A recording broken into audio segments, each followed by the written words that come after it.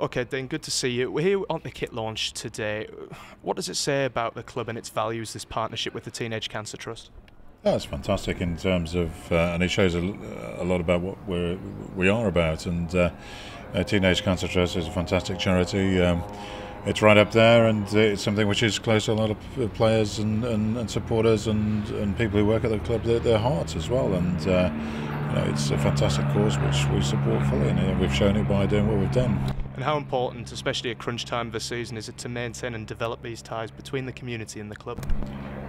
Listen, it couldn't be at a better time in many respects, could it?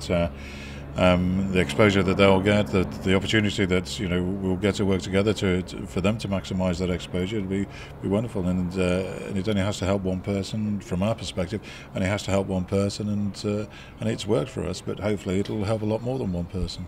You mentioned crunch time there. It certainly was crunch time on Saturday, semi-final of the British and Irish Cup against Bedford. Good 18-15 win. What were your thoughts on the result in the performance?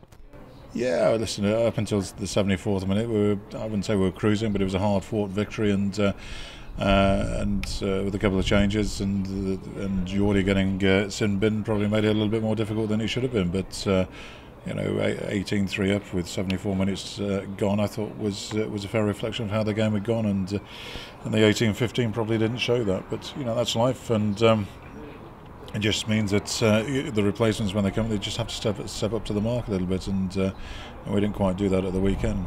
What does that sort of gritty performance tell you about the state of the squad heading into the playoffs next week?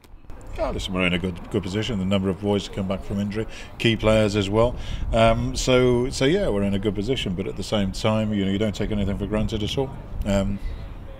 The final 6 minutes probably showed that at the weekend. It's all about maintaining that performance for 80 minutes, and we'll have to do that. And at the weekend was probably again a timely kick up the bum that we probably needed.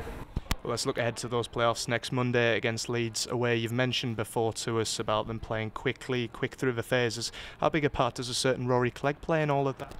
Yeah, if Rory starts up, which I don't think he will do, I think the young lad Ford will probably start for them. But he's got a great kicking game. He'll take to the line as well. Probably not as well as Rory will do, but listen, they've got a probably wealth of riches at 10 in some respects. But it's not the only. They're not the only people in the side as well. I think they've got a good pack. I think their style of play it suits very much the situation we're in at the moment with the pitch drying out and it being a faster track. So yeah, it's going to be a difficult challenge for us. And finally, Dean, just a word on Scott Wilson, called up to the England under-20s. Oh, fantastic, and he deserved it as well. His performances this year for us have been outstanding, and he's grown in stature, not in size, thankfully, and I think he's done extremely well. He deserves all the plaudits he's getting.